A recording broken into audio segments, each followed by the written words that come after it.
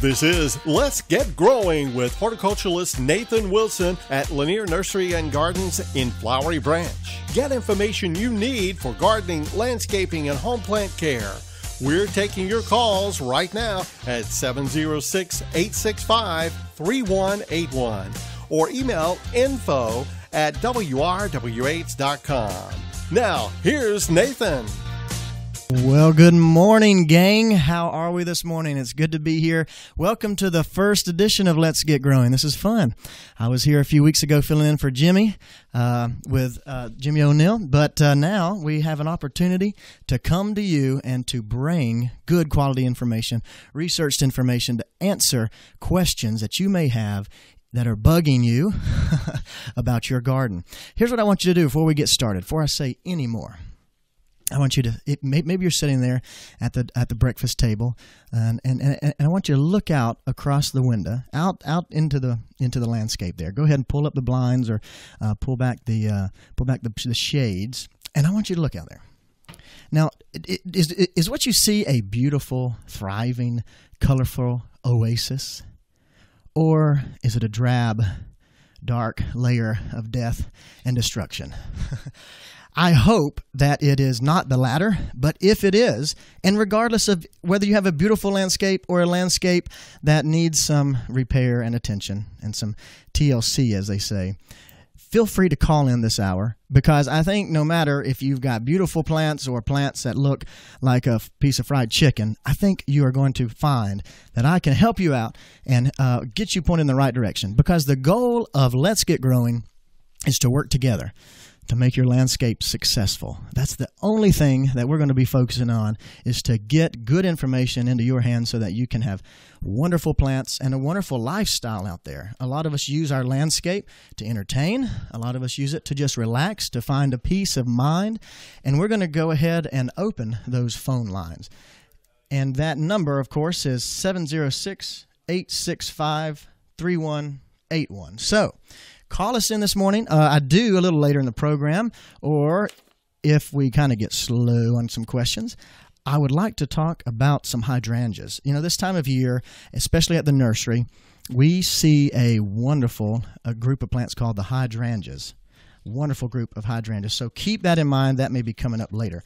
But on the line, of course, I do want to make sure that we all are aware here in the Cleveland, town of Cleveland, we do have the farmers market going this morning. So let's get Linda. Hey, Linda, how are you this morning? Hey, Nathan, I'm great. Hey. How are you? Great, wonderful. I know that there's some wonderful things that people are growing this time of year, and of course we want to support local. So can you tell us a little bit about what's going on at the farmers market this morning? Well, there are a lot of vendors here this morning. Our parking row is almost full, and we've got, shall I just tell you some of the vegetables we've got this morning? Oh, that'd be wonderful. Let's talk about vegetables. Okay. All right. Well, we got beans and yellow squash. Several vendors, well, a lot of vendors have squash and cucumbers. And there's cabbage and onions and green tomatoes. Now, the red tomatoes are already gone. Everybody's having trouble with growing tomatoes this year with all this rain. I know I am myself. It's been tough. It's been tough. Those are the main vegetables. We've also got some handmade or whatever, locally produced goat's milk items from, soaps and lotions made from I love that. Goat's milk, yeah. And she's also got an all-natural insect repellent. One person's got plants, the angel trumpet plant and dragonwing begonias. They're pretty. I like to hear that there's some plants out there. Oh, yeah, I know you'd like to hear that. Yeah. Well, maybe we should have more next time. Absolutely. Maybe we can find another plant vendor. That'd be great. Maybe, yeah. That'd be great, yeah. Well, it sounds like there's some great products out there. And, you know, it's always good to know that, hey, they're locally grown, produced up or down the street, you know? Oh, that's right. To be a vendor at the market, you have to have your product grown or produced in White County or any of the contiguous counties. I think that's about 4 counties. Yeah. We've also got some wood crafts, handmade wood crafts, honey dipper pots, honey as well. This wood vendor makes lazy Susans and trivets and cutting boards. When one person's, oh, you like this. One person's got flower bouquets. She comes every week, and she has beautiful little flower bouquets and garden signs too. So that's nice. Yeah, I've always been interested in people who grow fresh cut flowers and able to arrange them. We don't think about that enough, but it's a great product. It is a great product. We've got another vendor has medicinal salves and teas. So plant-derived vegetables and plant-derived products then are I think a lot of what we've got today. Oh, absolutely. And next week, I don't know if it's next week or 2 weeks, we're expecting corn. Mm-hmm. It's been a hard season. So. Yeah, it has. Well, I tell you what, Linda, let me, I hope that some of my folks, my friends down in Oakwood and Gainesville listening, maybe they can join. Can you tell us how to get there and where the market's located? Sure. If you're coming up north from Gainesville on 129, 129 just goes smack dib into the courthouse. At the courthouse, you turn right. Oh gosh, I don't even know the name of the road. It's the right coming from the north. It's at the courthouse. Turn right, and you'll see a sign that says Farmers Market with an arrow. Perfect. And we're a block down from the courthouse. And that's Freedom Park, is that right? Freedom Park. Freedom Park. I think it's Keitel Street. K-Y-T-E-L. Keitel This is Street. Terrible. I don't even know. I'm sorry. That's okay. No problem. Hey, you live here. You don't have to know the streets. You just have to know where to turn. I know where to turn. Yeah, but for those who may not be from here, we'll look for Freedom Park on Keitel Street in Cleveland, and I'm sure Linda will be there to greet you and show you around. Yeah. Well, we're looking forward to y'all being here. Oh, there's also the bread lady. She's always the good. Bread lady. I remember hearing that on Jimmy's show, the bread lady. Yeah, we need some cookies. I love cookies. That's my favorite. Yeah. Well, thanks for letting us know, Linda, and hopefully we can talk to you next week. All right. Thank you, Nathan. We'll see you later. Y'all Bye. have a great one. Thanks. Well, that's always good to know. We've got local things going on, and definitely support local. Hey, as a local grower myself, I enjoy that. But we are getting phone calls this morning. We've got Dennis on the line. Thanks for holding on, Dennis. Can you? What's happening this morning? I have transplanted a lot of plants. I dug some ferns out of another piece of property that I have. And I planted some, and they look good. I planted some liriope. They're called silvery sunproof. I planted them in a real heavy shaded area. I didn't get around to liquid feeding them, and they appear to be withering and dying. Do you think they'll come back from the roots?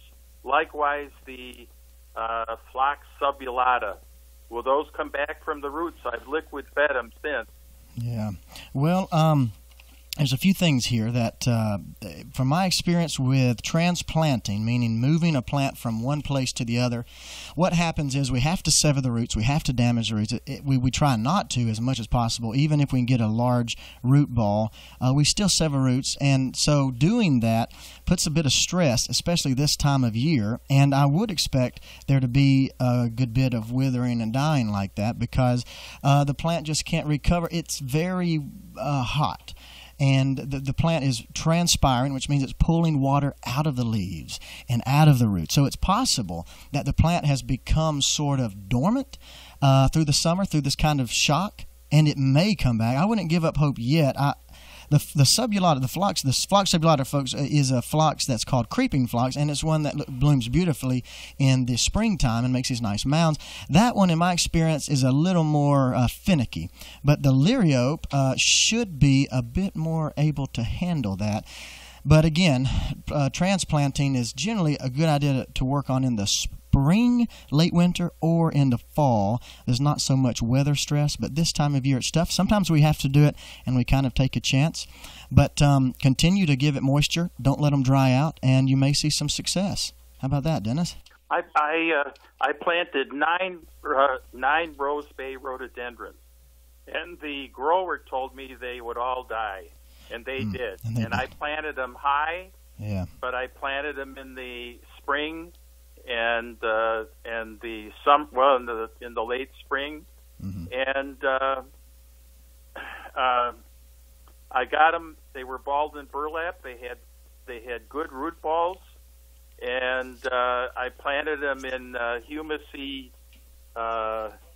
topsoil with fertilizer, and they all still died. I mean, some of them hung on for a year, and then they all, or maybe even 2 years, and then they all just died out. So what can I do if I want rhododendrons to? Would it be best to transplant them in the fall? Yeah, so you're talking about moving them from a place where they're already growing, or would these be containerized plants? These were bald and burlap plants that I bought from a nursery. Yes, so buying bald and burlap, it would be my recommendation to do that in the fall. And the reason is, I mean, there shouldn't be any grower out there. If they are, they should be put in horticultural prison. They shouldn't be selling plants that are bald and burlap or even dug in the spring. Anything that is dug out of the ground and moved and put in a ball and a burlap, wrapped up, should be done in the fall. That's the only time. The thing about containerized plants, which is what we sell at Lanier Nursery and Gardens, is that you can plant them any time of the year. Because see, with a containerized plant, you get the entire root system. The whole thing is there in a pot. But with guys who grow in the field, it's not a problem, but you are damaging the root system by digging that out of the ground and wrapping it in the burlap to protect it. But again, you're not getting the whole root system. So if you're going that route, definitely try again in the fall. But the springtime is going to get hot again quick enough. So spring is not ideal. But anytime starting around middle of October and maybe down through the winter, you should be all right. So, I transplanted mountain laurel. I'm in an RV resort, and there's an additional 25 acres that was purchased for development, and they've never done it. But this was like 9 or 10 years ago, and I transplanted mountain laurels. They grew, they survived in the spring, but they don't flower. I suspect it's too shady. Well, it may be there. Do you know how approximately how old the plants may be? Their age? They were growing in the wild, and I could only dig those that didn't have a lot of tree roots, or where the soil wasn't too rocky. Sure. You know, because there was a lot of rocky areas. I also got a orange flowering azalea, and all those, the azalea bloomed just fine. Probably a little more sun. So the mountain laurels probably need more or less full sun, right? Well, not necessarily. So they are. If you know when you drive along the mountains, you see where they natively are growing. You do see them in some exposed areas, but you can also see the mountain laurel growing deeper in the shade. So, well, we appreciate the call, Dennis. We do have to go because we've got a little break here. But good luck with the mountainous plants, rhododendron and mountain laurel, and we'll be right back. WRWH 93.9 FM and AM 1350, Cleveland, Georgia. Back to more Let's Get Growing with Nathan Wilson. Welcome to Let's Get Growing, and I want to give out the phone number because I want you to call me because we're talking about gardening here. We're talking about growing things. That phone number is 706-865-3181. Give us a call, ask a question, 706-865-3181. We've had a great call already, of course, about the farmers market in downtown Cleveland, and also a question about rhododendrons and mountain laurels. But I know that we can't just sit around on our laurels all morning. We've got to get out and get growing. So I did promise a little discussion on hydrangeas. And so while you're programming your phone or pushing in the buttons or maybe rotary phoning us in, whatever kind of phone you have, I do want to mention a little bit about hydrangeas. Hydrangeas are a great summertime blooming flower, and they're simply classic southern. You know, I don't know of a southern garden that doesn't have them, but the hydrangeas are deciduous, which means that they drop their leaves every winter. So we can't really make our hydrangeas the main focal point of the garden or maybe our planting beds, but we can give them a spot where they can just shine all summer long. And there's really four main groups of hydrangeas. I don't know if we really know that, but there are four different types of hydrangeas. That first one is called the big leaf hydrangea, which of course is the classic southern hydrangea. I mean, I think it's probably been on every June or July edition of Southern Living magazine since the magazine started. It's just you can't have a summer without these big leaf hydrangeas. It's the one that you're thinking of right now. I really don't think if you have a hydrangea, you could have a southern garden. You just have to have at least one.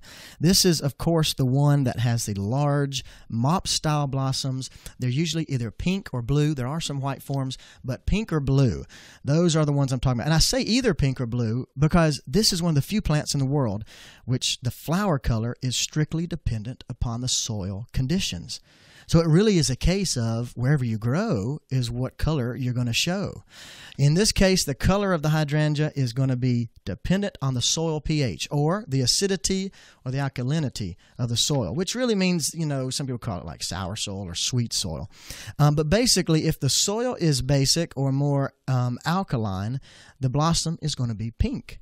And if the soil is more acidic, on the other hand, the color is going to be in the blues. Now, most big leaf hydrangeas in the South, they present a classic blue blossom. Why? Well, because our old clay soils are generally more acidic. So if you plant one in your existing soil, most likely, even if it was pink in the container at the nursery, and you thought, oh, what a beautiful pink, you put it in your acidic soil here back in the garden, and you may be disappointed because in a year or two, it's going to be blue. But you can reverse that. We have some products at Lanier Nursery and Gardens in Oakwood where I tend to a young group of plants, and those products can help adjust the soil very easily to either make your blossoms pink or blue. Now, the great thing about big leaf hydrangeas is there's a variety of sizes, everything from between 3 to 6 foot tall, and they really do prefer a shadier site. Really, they could handle morning sun, but they need a little break in the afternoon. See, they're a plant from Japan, and they live on the coastal sides of Japan, and one thing is they really do like water. They really do like moisture. So you'll notice that if it's a hot, dry summer, the first plant to tell you, hey, it's getting dry out here, is going to be your pink or blue big leaf hydrangeas. Now, I've seen a few growing in the sun, and they're just fine. But really, having that break in the heat of the afternoon does prove to be best. Now, here's the key. The key with big leaf hydrangeas, we get a lot of people coming to the nursery and say, my hydrangea has never bloomed. I have had it for 30 years, and I cut it every spring and prune it back, and it never blooms. And that's the problem. Cutting these in the spring removes all of their blossoms because, see, they bloom on this year's wood. So everything that grows this year is going to bloom next year. So the key is do not prune big leaf hydrangeas in the late winter or spring. When you prune them as soon as they bloom. So if you look out that window that I told you to look out earlier and you see your garden and those blooms are drying out and getting old, go ahead and cut them back. Go ahead and cut those back, and that will produce new growth, which will bloom next year. Another common issue with this plant is that we have late winter freezes which damage the tips of the plants, and that can cause a significant loss of these summer flowers. But with all this being said, there are a few types of big leaf hydrangeas that are known as remonents. That's a big word, but it simply means rebloomers. The remonent types are rebloomers. And that's right. If you plant a reblooming type, what's going to happen is you'll have a sure supply of blue or pink mops in the summer, whether a nasty winter or a forgetful gardener decides to decapitate the poor, beautiful green beasts.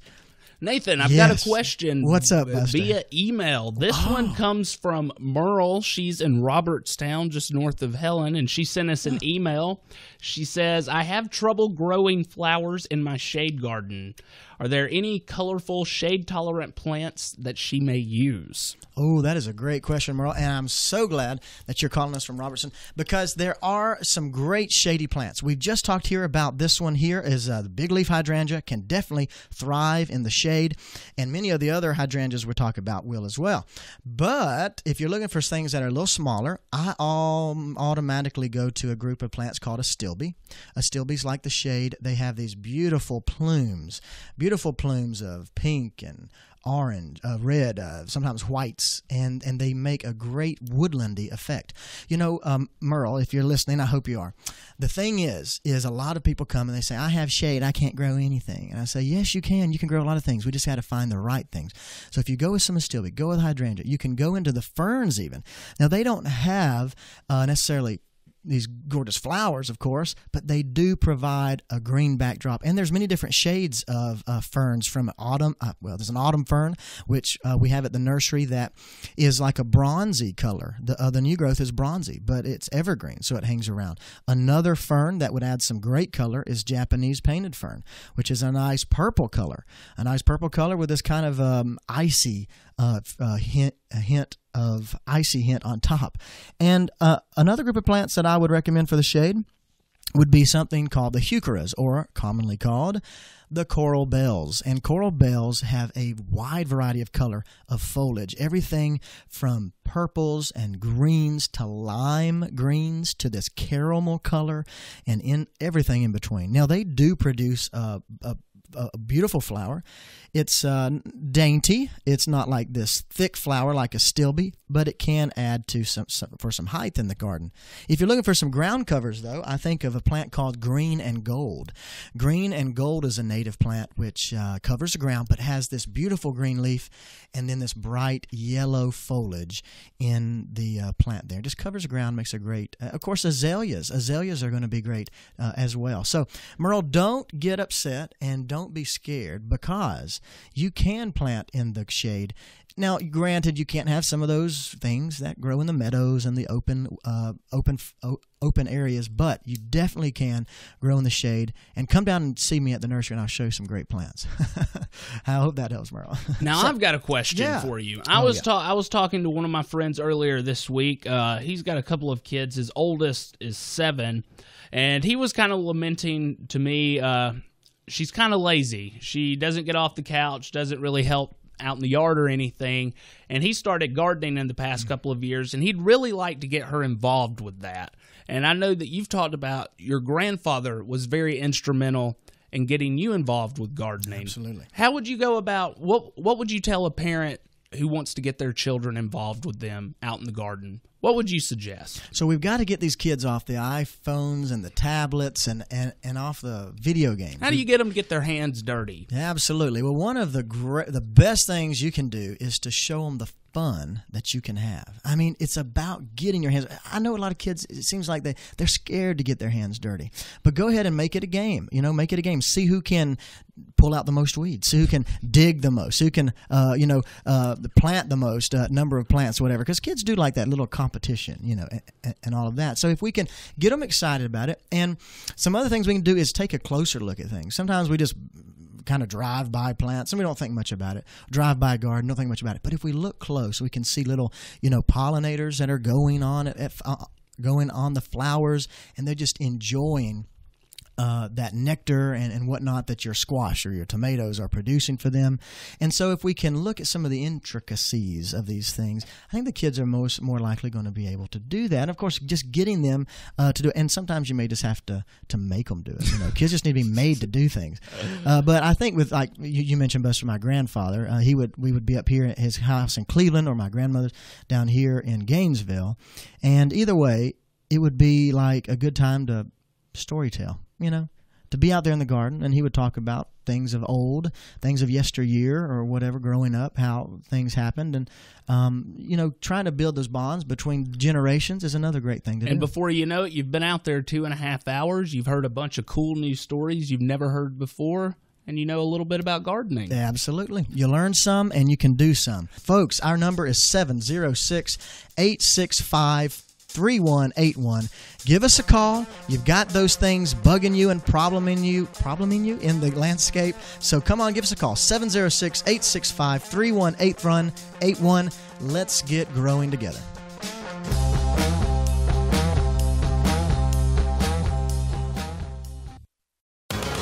WRWH 93.9 FM and AM 1350, Cleveland, Georgia. More great information coming your way on Let's Get Growing with Nathan Wilson. Good morning, gang. Welcome to Let's Get Growing. Our number here in the station at WRWH is 706-865-3181. We're here to answer all of your gardening problems and get rid of those pesky problems that may be bugging you and causing issues. I want you to, again, to look out across your window. Maybe you're still sitting there. Maybe you moved on to the living room. Maybe you finished your coffee. Look out. Are you pleased with what you see? I mean, come on, really. Most of us are not.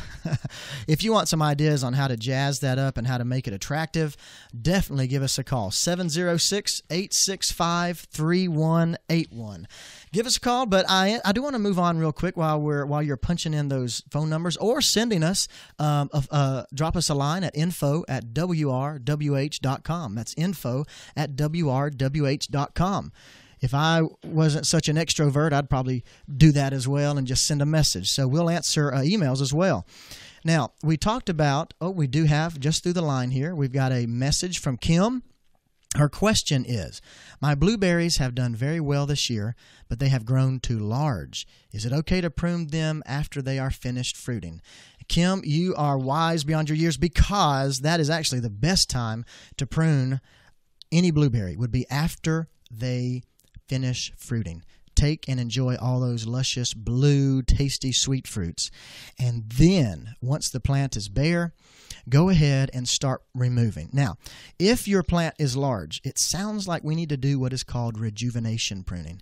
Rejuvenation pruning is a process where we don't just cut the plant back completely, but instead, because it's so large, we cut back about 1/3 this year, 1/3 to maybe a half of the plant. And what you want to do is just get it low. You cut those old canes out, because the plant is going to rejuvenate itself and start to grow new canes. So if you cut those older, taller canes pretty far to the ground, and some of them can be completely removed, and then fertilize after you do that. That'll encourage new growth. Now, you never want to prune blueberries in the early spring or late winter. And the reason is because what happens is you cut off the blooms. So you want to go ahead and do it this time of year. And there is a thing to say about pruning this time of year so that you get the new growth, and so that those shoots that grow this year will flower next year. Okay, so only prune blueberries after they fruited, never in the spring, or you'll remove those wonderful bells. Thanks, Kim, for your question. And boy, the emails are just getting smoked up this morning. We have a question here from Kristen. Well, she says, such a great teacher. I appreciate that. You're enjoying this. Can you talk a bit about how to keep your trees healthy? Absolutely, Kristen. Thanks for your question. One thing that we want to talk about with trees is keeping them healthy. Trees, especially if they're young, they need a little time, a little space, of course. Now, if we're talking about, say, evergreen trees or deciduous trees, of course, they're used differently in the landscape. But the reality is they can need similar requirements. So one thing, if it's a new tree or an older tree, is you definitely want to fertilize. You want to fertilize, and I always like to describe it as kind of salt and peppering the soil around the base of the tree. Oh, let me back up. Not the base, but really where the leaves fall, with the drip line, which is the outside of the tree that goes straight down to the ground. See, the roots of the tree are actively taking up nutrients around that perimeter. Trees do not really take in nutrition from right around the base of the plant, right there at the root flare, we call it, or the very close part to the tree. We go out a bit. So apply some fertilizer there. I would apply something with some pretty high nitrogen for a tree, because you do want a good bit of green growth, and that's what nitrogen is going to produce, but also a well-balanced fertilizer, which also has phosphorus and potassium. Another thing is pruning. I tell you what, I have seen some nursery people, actually. I've seen some products they produce, and they don't properly prune trees. Some things we try to look for with pruning trees is we look for a nice central leader, generally. So if you're trying to grow an oak or trying to grow a maple, you want a central leader. What does that mean? A strong leader in the middle, a stem that goes straight up through the tree. Sometimes trees have a tendency to branch, and they get wide, and those branches may get too heavy, and in the next 20 years it may fall off. But if we have a strong central leader that follows the length of the tree pointed towards the heavens, then you'll be able to have a beautiful tree. But not only that, but a tree that's less likely to break off of a side limb that's kind of taken over and encroached. Any kind of pruning on trees should really be done in the spring. Most deciduous trees like oaks and maples, things like that, or redbuds even, after they've bloomed, of course. But you do want to do that pruning when they're actively growing. You could do some pruning now. People think it's too hot to prune. That's kind of a misnomer. you want to prune plants when they're actively growing. For some reason, we think fall is the best time to prune trees. That's just not the case. Whenever you make a pruning cut in the fall, what happens is you get a wound, and that plant is going dormant, and the wound never really heals because the plant's going to sleep. So it's like you've cut your hand off and never been able to stitch it over. It's just sitting there bleeding all winter, and it could cause issues with winter damage, and that's just not a good thing. So pruning, we talked about fertilizing, we talked about pruning, but the time to prune would be when it's actively growing in the spring or through the summer. All right, Kristen, thanks for that. I hope that helps, and if not, come visit me down at the nursery, and we'll be glad to show you some other ways to do that. Again, folks, give us a call at 706-865-3181. I think a lot of folks are on their cell phones and they're typing emails because we've got another one here from Johnny in Dahlonega. Can I save seed for my tomatoes and start my own plants next year? Johnny, that is absolutely true. And I have done it for several years. And as a matter of fact, what happens is your tomato seed is going to become kind of localized. So you're going to pick fruits that were the greatest or the sweetest or the most disease tolerant, the plants that produce the most vigorously. And every year you will probably see an increase of plant production, fruit production, all of the things. Because, when we go and buy seed, that seed may come from another part of the world. It may come from another part of the country. And those seeds have kind of acclimatized to that area. But once we start saving our seed, we're letting those seeds acclimate to our climate, to our condition. And what happens is that seed then can become even stronger and even more resilient, whatnot, in our areas. Now, the great thing about tomatoes is, and this is something I don't think a lot of us know, but tomatoes actually, they are kind of pollinate themselves even before the flower opens. So they don't necessarily require the help of a bee or a fly to move pollen around. They don't really need a pollinator. Even before the seed opens, they're self-fertile, so they'll be able to pollinate themselves. And before the flower opens, they've already produced and fertilized themselves, going into producing that tomato. So what that means, with that information, is that there's not a lot of cross-pollination going on. There's not a lot of cross-pollination going on. This thing that happens already happened, and you will see that seed will be true next year. So if it was a nice, juicy, round red one, it'll be a nice, juicy, round red one next year. There's very little cases where you may have cross-pollination in tomatoes and then next year not know. With a lot of things like corn or even squash, we never really know what that seed may produce. It may not look like squash next year. But with tomatoes, we generally get a true-to-type seed. So, Johnny, I hope that helps, and I would say go ahead and save your seeds. Now, one thing you do want to do is get the seed out of that, I would say, pulp. Push the pulp out of the tomato into a little glass, mix it with some water, let it ferment there for maybe a couple of days, and then start to strain it off in some kind of strainer, and you can wash the seed. The issue is with tomatoes when saving their seed is they do have this nice gelatinous kind of mucus around the seed, which means that it's very tough to get the seed clean. But if you let it sit in a jar of water with the pulp in there, what's going to happen is over a couple of days you'll be able to squeeze the pulp out and push it through a strainer and get it really nice and clean.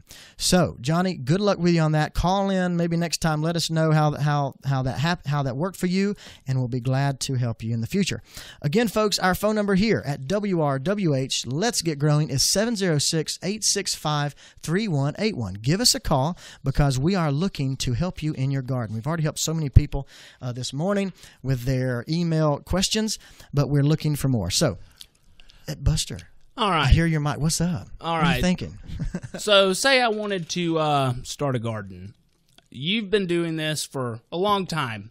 What are some pitfalls that I should look out for? As a rookie looking to get into the game for the first time, what are some pitfalls? What are some common rookie mistakes? That is a good thing, because I know the last time we talked, you said, hey, I haven't done much, but if I were, so if you were to garden more, let me tell you the number one thing you got to focus on. If you look, whether it's vegetables, whether it's planting flowers, the number one thing we want to focus on is our soil. I don't think we think about it enough. Sometimes we take a plant, we just dig a little hole and we stick it in the ground, and we don't think about the softness of the soil. We don't think about the fertility of the soil. And the soil is where the plant is going to make its home for maybe the season or maybe its entire life for the next 20, 30, 40, 50 years. And so soil is important. Now, when you think about, say, a vegetable garden or planting some perennial flowers or annual flowers, the soil needs to be really soft. We would suggest, till it over. Start it off with some organic matter, 2 inches of organic matter, turning that into the soil, creating a nice fluffy bed. And that is going to help hold nutrients, hold water, but also help drain water. Organic matter is a wonderful product, and it's for the landscape, and it kind of has 2 purposes. It helps hold nutrients and water, but also helps to drain the water. Now, what you want to do after that is, after you've planted, of course, as you've created this nice bed, is go ahead and give it some fertilizer, something. You can use an organic fertilizer. You can use, a more commercial, a salt-based fertilizer. Either way, you do want to provide nitrogen, phosphorus, potassium to these plants. Because, the way I look at it is we eat every day. If you don't eat every day, you're going to get sick. Well, plants, they need to eat as well. And they slowly take nutrients over the course of their growing period. So a slow-release fertilizer, in particular, would be an ideal product to use. So, Buster, before you start planting, get out there and start working that soil. That's what we call cultivation, All right. Heck yeah. So that's where I'd start. And then another thing would be to point 2, if you're starting this gardening adventure, would be you want to make sure that you're putting the right plant in the right place. This is kind of an old saying in horticulture for at least 100 years ago, I guess. And the idea is, if it's a plant that likes the sun, it needs to go in the sun. It may not perform as best in the shade as it would in the sun, and it may slowly decline and wither away. And the reverse is true as well. If it's a shady plant and we put it in the sun, well, it may get scorched within a matter of weeks, and boom, it's gone. And, we get a lot of people that come in the nursery or call us with these kind of issues, and they just are crying. I said, don't cry too much. We'll be glad to help. But that's the key, is you put that shady plant in the sunny area or the sun plant in the shady area. So that'd be the second thing, right? So basically, to boil it down, number one, have a good base, your soil. Good base, right, good home. Good organic material, good soil. Right. And number 2, know your plant. Put it in the right spot. Absolutely. If it needs shade, put it in the shade. If it needs sun, put it in the sun. That's right. If it needs shade, put in the shade. Needs sun, put in the sun. Wet soil, put it in wet soil. If it needs dry soil, put it in dry soil. Either way. And any other lessons you need to learn, you'll learn them when plants start dying. That's right. People come in and they say, "Oh, I've killed this, I killed that." I said, "Well, look. Over the course of my life, I have probably killed more plants than you have, and I continue to kill them." So it's not a good thing, but it's something that we learn from for sure. Somebody once told me you can read all you want, but you'll never start learning until things start dying.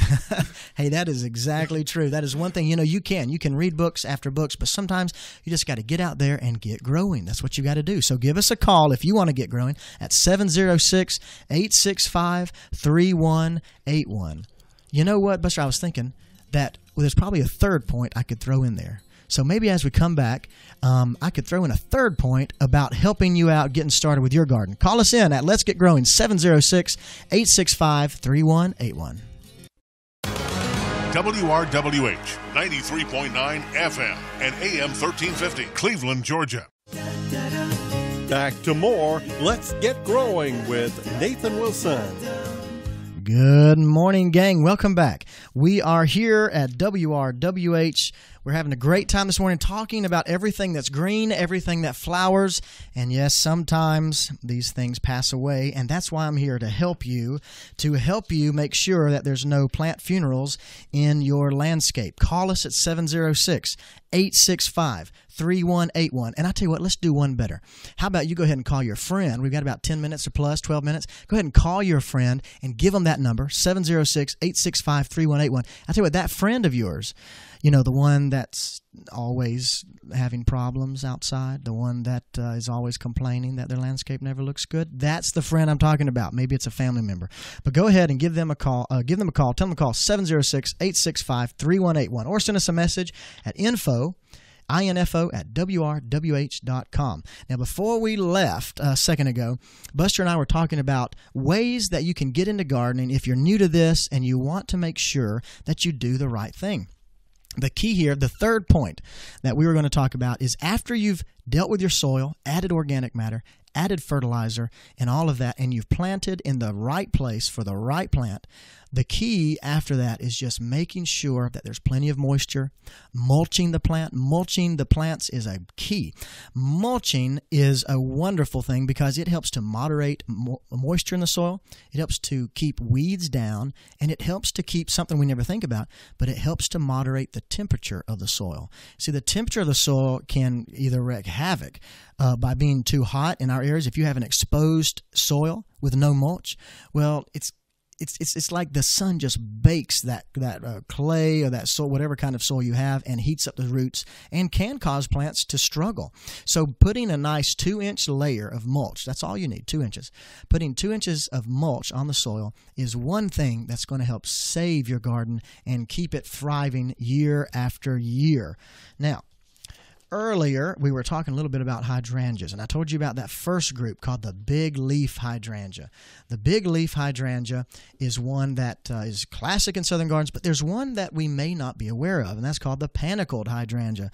Now, if you have a sunny site and you don't have shade, you say, well, I'll never have that hydrangea. Well, you can. You can have a hydrangea in a sunny site, and this would be the panicled hydrangeas. That's the one you want. They can be grown full sun, all day sun, or they can be grown in shade. Very versatile. But a sunnier site is going to give you a beautiful bloom display. Now, panicled hydrangeas have these cone-shaped flowers that come out as a green color, and then they move into a white or a cream color, and most of them will fade into a pink or red. So you get these beautiful colors in the shade, in the sun, and they just bloom all summer long. There's a lot of new varieties out there. We definitely have a bunch of them. One of my favorite at the nursery is called Chantilly Lace, and it has nothing to do with Jerry Lee Lewis, but it's just a gorgeous plant. So come on out to Lanier Nursery and Garden sometime and check out these panicled hydrangeas. Now, we have another question that came in on our line here from Darlene. Now, Darlene's in Claremont, just down the street. Here's an issue that she has. Chipmunks are in a fence garden. Any suggestion for how to get them out and keep them out? Rabbits outside the garden, but they're digging holes in the yard. The yard is too big to fence them out, but these empty holes are ankle breakers. Oh boy, that's rough. Any non-lethal prevention method? Okay, so we are looking for something that's not going to eliminate the poor guys, and I do have some solutions for you. Chipmunks, rabbits, moles, voles, all these rodents are a terrible problem in the garden, and I think I can see all of y'all shaking your head yes right now, because if you've ever had some of these rodents in the garden, you know how tough they are. They're fast. I've never caught one. I've tried to chase them down, but I've never caught one. I just want to kick them into the neighbor's yard, but never made it. They're too fast. So what do we do? How do we get them out? How to keep them out? Well, one of the most non-lethal ways you can go are with repellents. There are some repellent products that will work with chipmunks and particularly rabbits, things that mammal-like creatures. These repellents we carry at the nursery. They are a bonide product, and they work on the sense of smell. See, these repellents, are you ready for this? They have these ingredients such as clove oil, which is not so bad, garlic oil, which is not too terrible, and then putrescent egg whites. All of these oils and smells combined can make for a very bad situation for your chipmunk or your rabbit.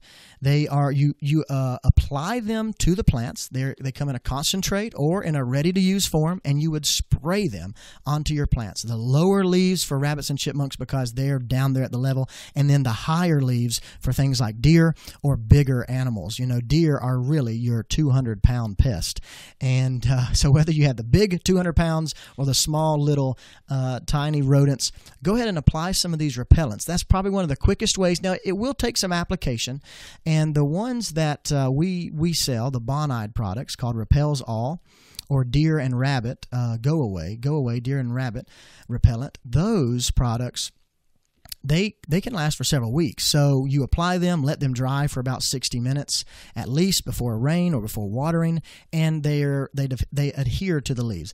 But you do want to keep that going and keep an eye out, because monitoring is a key. You want to see where these rabbits and chipmunks are at, how they're moving, and what they're eating. And using repellents will help keep them away. So, Darlene in Claremont, I hope that helps. Now, you can trap them. You can attempt to trap them, but in my experience, they are pretty clever. They are pretty clever, and I don't know, after you trap them, what are you going to do with it, right? We're going to release it too, so you'd have to probably drive a good ways away. But trapping is another non-lethal method, and, you could try some what we call a web of confusion. Somebody said, what's a web of confusion? It works for deer and other mammals. It's basically where you go to the hardware store or the bait shop. That's what I should say. Go to the bait shop and purchase a roll of fishing line. Doesn't matter what test, because you're not going to pull fish on it, but you could go ahead and get your fishing line, and then you want to just weave it randomly in your plants. And it's, since it's clear, you can't see it from the road. You may see it close up, but once they start to get tangled in that, or their noses start touching it, they're not sure what it is, and they can leave that alone. So if you use a number of these methods, then you should see great success, because sometimes it takes more than just a spray. Unfortunately, with mammals, just a spray, there's not just a magic spray, but these repellents, using a web of confusion, and maybe trapping, all of these combined can help rid you of your rodent problems. I don't like rodents in the landscape, that's for sure. I do not like rodents in the landscape because they do dig, and we have that problem at the nursery. Trust me, I think that the other day I noticed we have like a breeding ground for squirrels. I mean, there were 50. I counted them. 50 squirrels running around a certain area of the nursery, and they dig on the ground all the time. They dig and dig. So go ahead and try to go ahead and get rid of those with some repellents. Now, moving on a little north from Claremont, right here in good old Cleveland, Georgia, Kim, she writes, she says, White County has had a lot of rain so far for this summer, that's for sure. What problems can the wet weather cause in my garden? Oh boy, this is a big concern and a big issue. And the reason we're worried about it, because we're always worried about dry soil in the south, right? Because this time of year, generally, we are drought. We are full of drought. But in wet weather, like we've had this year, and definitely in Cleveland and the Helen area, we've seen just terrible amounts of rain. What that causes is it causes a wet, waterlogged soil. Now, wet, waterlogged soil can have a similar effect on plants that dry soil can. So if you see your plants wilting, it may not be that they need water, it's that they have too much water. Wilting can look, the wilting symptom, I should say, can be a cause of either too much rain, too much water, or too little water, which is the reason why a lot of houseplants die, because we overwater them and they keep wilting. So we have seen, like Linda earlier from the farmer's market noticed, a problem with tomatoes. We had a guy who showed us some pictures. He said, what's wrong with my tomatoes? I said, it looks like they're just standing in water. He said, they are standing in water. I said, well, they were wilting. They were bad. Now, his rebounded, but it could, to talk about what problems can you see, is some root rot. Root rot is definitely going to be a problem with wet soil, and there's very little you can do about it until the soil dries out, or if you move the plant, which if it's a tomato or something, as in the gentleman's case, you wouldn't really recommend to move the tomato. But you can help control this issue if we're worried about wet weather. We never really know when we're going to get it. But if you're worried about weather, you can start to plant in containers, because then you can control yourself how much moisture that plant is getting. So, Kim, I hope that that helps solve your problem about wet weather. You may see some root rot. You will see some wilting if things stay moist.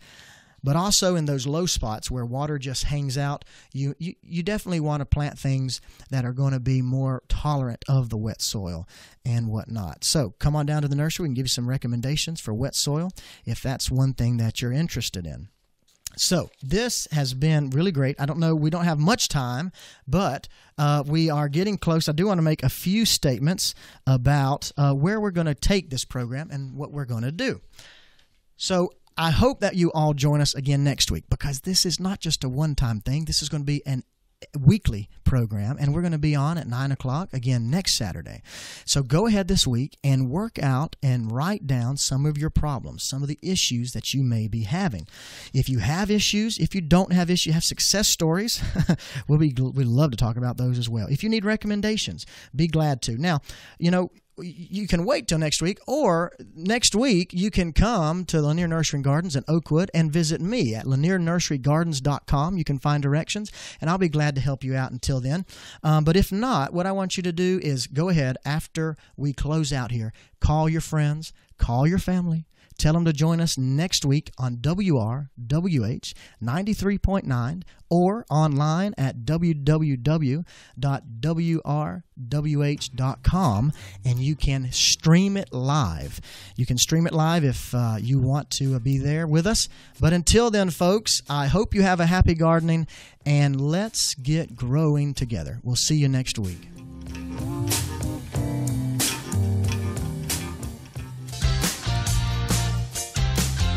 Thanks for joining us for today's Let's Get Growing program with Nathan Wilson. If you have a comment about today's program, you can reach out to Nathan by sending an email to grow@laniernursерygardens.com. Join us next Saturday for Let's Get Growing on Local News Radio 93.9 FM and AM 1350.